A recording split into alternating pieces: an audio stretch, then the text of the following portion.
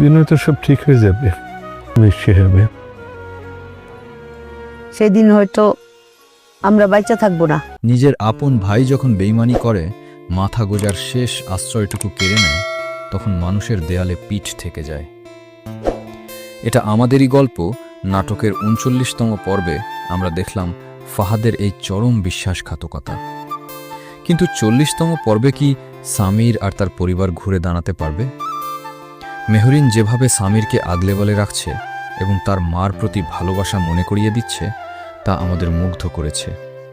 কিন্তু প্রশ্ন হলো, ফাহাদ যেভাবে লোভের বশবর্তী হয়ে নিজের পরিবারকে পথে বসিয়েছে, ৪০তম পর্বে কি তার কোনো অনুশোচনা দেখা যাবে, নাকি সে আরও বড় কোনো ভুল করবে?